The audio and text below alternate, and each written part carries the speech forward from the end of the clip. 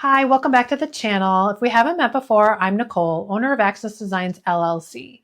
And we are a web design company that has a focus on website accessibility. So though we still do a couple of web design projects a year, our main focus now is website accessibility and doing audits and remediations for clients and also partnering with web designers on their projects. Today we're going to do our video a little bit differently. We generally do tutorials and kind of more in-depth, more produced type videos. And today we're just going to sit and do a Q&A. So we put out an email to our subscribers and asked them to submit questions to start this new Q&A series. And we'll see how this goes because I can get going on a topic and then suddenly I'm in left field talking about something totally different.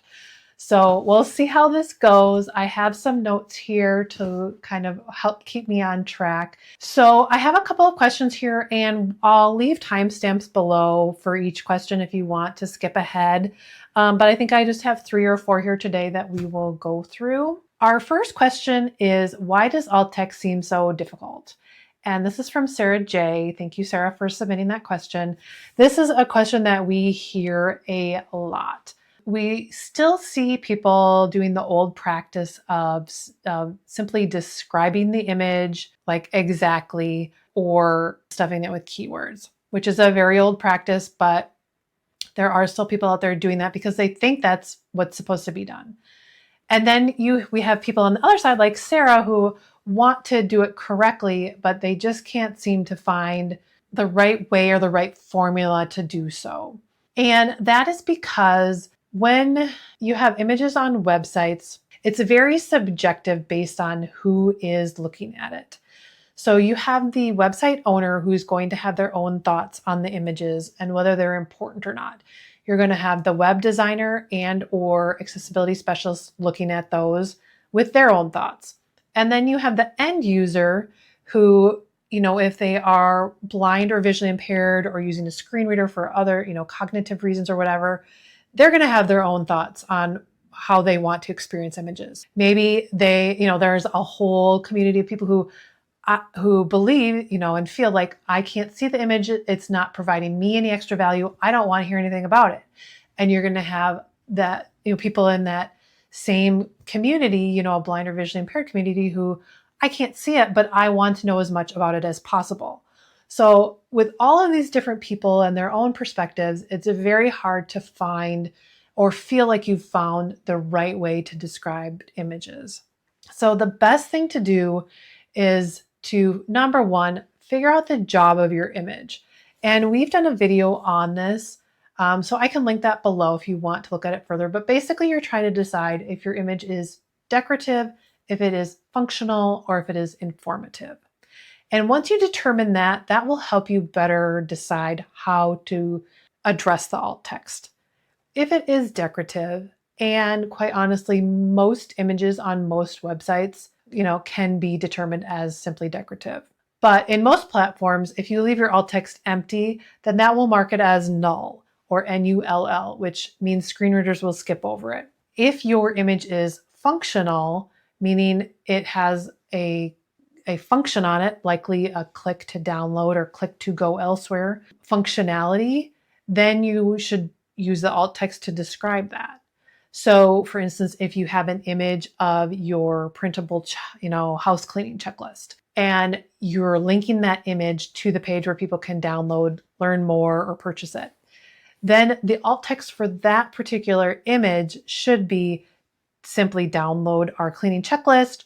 Or you could go into further detail you could describe the image as download our 50-page cleaning checklist with our 5 best tips, because maybe you're showing, multiple pages feathered out and you can see the numbers 1 through 5. Then you can describe that a little bit more there, but you want to make sure the functionality of that image is described with the download functionality. And then informative images are images that are providing more value. So it's either supporting the copy that it's sitting next to, or it's adding more information than the copy that it's next to. In most cases, you're not just physically describing the image. You're taking elements of it that are important and describing those if it is informative. So Number one for alt text is figuring out what type of image you have, what the job of your image is, and then going from there. So hopefully that helps you get started in moving in the right direction of how to write good alt text. We do have a couple videos and a couple of blog posts about how to write good alt text and image descriptions and how to tell the difference between the two. So I can link all of that below for you as well. But always start with figuring out the job of your image and then go from there. And knowing there is no 100% right answer for the best alt text. Like I said, it is very subjective about based on who's looking at it. One thing to point out with alt text is that if you have had an audit done and have an accessibility statement on your website, it will be addressed in that accessibility statement that only important images have alt text on them. And that is super important because if you get a demand letter or a claim of your website being inaccessible, it is there's a pretty high chance that they're going to be talking about alt text. And not every image on a website needs alt text. That is like another myth that every single image has to have alt text. And that's just not true. A lot of images are simply decorative. They're stock photos. They may be brand photos, but they are just filling a spot. So that is totally okay. And it's okay to not have alt text on every single image, but it needs to be clear in an accessibility statement where people can access that and read and say, hey, they've had an audit done and have been clear that only the important images have alt text on them. So keep that in mind as well. Don't put alt text and not address it anywhere. Let people know that you've gone through the process and that you've done the work to ensure that your alt text is the best that it possibly can be for their experience. Our next question came from Mallory S. Thank you, Mallory. And it is web accessibility a one-time fix, or is it something I need to maintain? And this is a great question. We get this a lot. Like people think, okay, I'm going to invest in getting my website audited and then I am good to go. And you are good to go for the time being. A website accessibility audit and remediations is not a one and done project, because just think about it. You're having your website audited and fixed for the content currently on it and for the tech that is currently current. So as you add new content, if you're adding blog posts, your e-commerce, you're constantly adding new products. Maybe you're adding a course. Maybe you're rebranding. Maybe you got new images to put on your website. There's so many different entities, and maybe you're trying a new feature. You're adding a new widget. You're getting rid of a widget. Browsers have updated and changed. There's so many different entities that go into what's happening on your website. So as all of those things change and updates happen, if you're doing a lot of that, like if you are an e-commerce site, you've had your website audited, everything's fixed, and you haven't put processes in place and you haven't assigned a team member to handle accessibility, next week you add new products and they're not accessible. The alt text wasn't added to your product images. You didn't ensure all the filters worked correctly. Your descriptive links or links going to other products aren't descriptive. Boom, your website is not accessible anymore. So it is not a one and done project, but depending on the size of your website and how often you are updating content depends on how often you need to re-audit it. So e-commerce is kind of in their own bucket because they're turning over content usually pretty quickly. They're adding new products, taking products away. There's a lot changing more frequently. So at a minimum, they should be audited every quarter for sure. But other companies, local service providers, house cleaners, maybe dentists, local therapists, they're not adding content maybe as frequently. Maybe they're only doing a blog post a week or once a month. Maybe they changed their hours or updated their service packages. They oftentimes can do just biannual or even an annual checkup. And those checkups, once you have your first initial full audit done, the cost of that is going to be a little more expensive, but they're doing your whole entire site and it's more in depth. But at the same point, for small to mid-sized businesses, that cost is way more affordable than you may think. But once you've had that done and then you're just doing the checkups, that is going to be way more photo because your website has been done. If you're working with the same company, they're likely going to do a once over of everything super quick, but then they can focus on your new content and make sure that that is good to go. And then also along with that, if you're working with a good company and you've communicated with them and you say, hey, we are just updating blogs every month. Can you give us a guideline on what to do to make sure that we're uploading them in the most accessible way? If you're asking those questions, people are going to be happy to help you figure out that type of process and, get that into a process into your business so that you can manage that. And that way also then maybe a once a year checkup is going to work perfectly for you. No, a website accessibility audit is not a one and done thing, but once you've had it done once, maintaining it should be much more easier to do, whether you are continuing to work with a professional or you establish your own processes. Our next question comes from Jennifer, and she says, what is the best way to label links and buttons for accessibility? We do have a couple of videos and blog posts about links as well, but the big thing about links and buttons is to be descriptive. We need to get rid of those links that just say click here, they just say download or learn more. They need to go away. They are not helpful. There is one exception, and I will get to that. But for the most part, links and buttons on websites need to be descriptive enough because when someone who is using a screen reader pulls up a list, they can search a web page by pulling up a list of links. And if they are just hearing every link on that page read to them and every link says, click here, learn more, download, they don't know if they click here, where's that going? If they download, what are they downloading? Learn more, what am I learning more about? So that is why descriptive links are so important, because you're not just dealing with the person visually looking at your website, you're dealing with a number of people who use screen readers, whether that is because they have a vision impairment, a cognitive disability, or any other reason that they prefer to use a screen reader. So number one is to be descriptive with your links. Don't be afraid to go longer. Don't think, your link has to be, 2 or 3 words. Sometimes it's going to be a whole sentence, and that's totally fine. Don't go out of control with it, but maybe you have been writing, a whole blog post about your best scuba diving tips. And at the bottom, you have a printable for people. Don't just say, click here, in your last sentence of the blog post, don't say, click here to download our scuba diving list, and your link is click here. Make your whole sentence the link, click here to download our scuba diving checklist. So don't be afraid to go longer. Lastly is, actually 2 more things. So also consider, don't just think about the links on your website, think about the links in your emails. If you run email campaigns and you have subscribers, you need to use these same rules in your emails. I can't tell you how many emails I get a day where the links are not descriptive and they have horrible color contrast, especially in emails. A lot of times people will fix that on their website, but then they use their absolute lightest brand color for their links in their emails.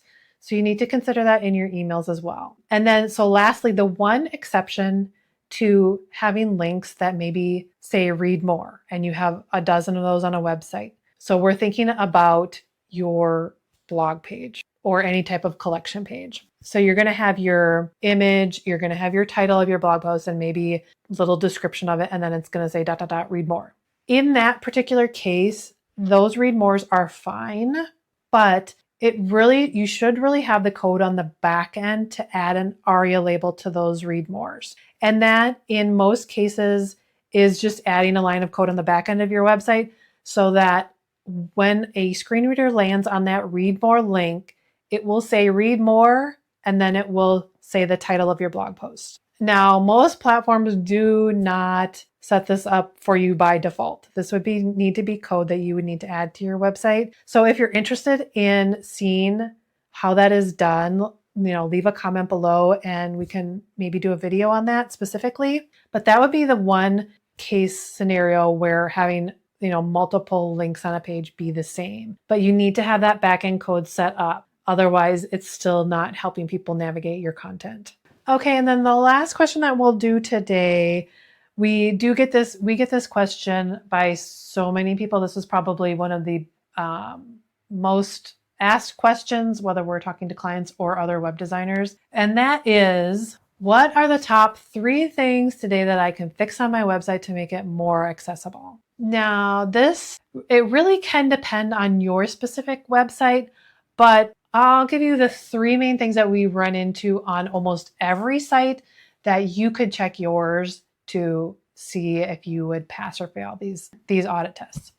Number 1 is color contrast. And it is so frustrating because if anybody's heard about digital accessibility, they've heard about alt text and they've heard about color contrast. And even though they've heard about color contrast, they tend to ignore it. And I get it. Like, people love their brand colors. They want things to look a certain way. But making something pass for color contrast does not mean you need to choose a whole new color palette. Chances are you need to address your links and make sure that those pass, because that's generally going to be your typical font, smaller font size. And you want it to stand out, but having it be like the lightest color in your color palette does not work, and you're likely failing there. So I would check your links for color contrast and also check your buttons. You have a couple of spots where you need to check the color contrast. So you're going to have the text of your button to the button background, and you need to make sure that those pass each other. And then you need to take your button background color to the background of the section it's sitting on. So you need to make sure that both of those pass for color contrast. And then, of course, if you have a hover effect on your button, you need to also verify both of those states, that the hover effect of the button hover color and the new text color pass, and then the button hover color to the background of the section. Those are the top color contrast areas where I would suggest people check. And again, you don't need to change your whole color palette. If you're failing, just adjust it enough to get to that passing point. You don't need to go completely high color contrast. Just adjust it, just nudge it until you get to that point where it passes. Number 2 thing that I would suggest checking on your website is your heading structure, because likely somewhere on your website, your heading structure is out of order. We all know the rule of 1 H1 per page, then H2s, and H3s follow H2s, and then maybe you have another section, so you have a new H2. And that is, generally, visually, the sizes or styles of those headings are going to change. Not always, but generally. So someone visually looking at a page can easily scan and understand where new sections start and what's important. Someone using a screen reader, just like we talked about with links, how they can pull up a list of links on a page, they can pull up a list of headings on the page. And that's how they're going to, quickly navigate to see if this is a section that I want to read. So you want those headings to be in order. You don't want to go from an H1 to an H3, then an H2, and then an H4, because style-wise, you like how it looks on your page. Functionally, it is not correct, and you would not pass an accessibility audit. So I would suggest, if you're new to accessibility, download a tool like Wave, which is totally free. I can link that below for you. To, open your homepage, then open Wave and look only at the heading structure. There's going to be a lot of information in that panel. It's going to address any errors or any other issues happening with your website, but just scroll through it and look for heading errors. The first section is going to be actual errors. So see if there's anything in there about your headings, because it will tell you there and it's going to mark on the page, and you're going to see, because maybe you don't know, maybe you're not familiar, maybe your website was built so long ago and you don't remember, did I style that particular heading with an H3 or is it correctly an H2? It will show on the page, which everything that's marked as a heading, and it will tell you if it's an H1, H2, H3, 4, or 5. So I would suggest doing that, because chances are your heading structure is out of order on some page, and you can easily fix that with adjusting your heading style, and then with adjusting your heading structure, and then adjusting the style with CSS as you see fit. And then the third thing that I would suggest checking your website for would-be links, because we just talked through how important it is to have descriptive links. And chances are, again, just like heading structure is likely out of order, you likely have some non-descriptive links on your website. You probably have some click here's or downloads. So just go through and make sure that those are descriptive as possible, and to check the color contrast with them. A lot of people would throw alt text in there. There are 6 or 7 top issues that are found on almost every website for accessibility issues. Those are my top 3 for today. It might change in a couple months based on, the audits that we do and what we're seeing more of. But right now I would say check your color contrast, check your heading structure, and check your links. So thank you for hanging in there with this first kind of rambly Q&A video. Hopefully I didn't go too off course and gave you some good information that you can use. If you have questions that you would like answered, please leave them in the comments below. I'll link all the resources that I mentioned down there for you, as well as there's links to get in touch if you're interested in working with us or partnering with us on a project, and to get on our email list where we send out weekly emails with new tips and tricks on how to make your content more accessible, along with these type of videos. So we will see you next month with another Q&A. So please leave your questions below. And until next time, go out there and make it more accessible.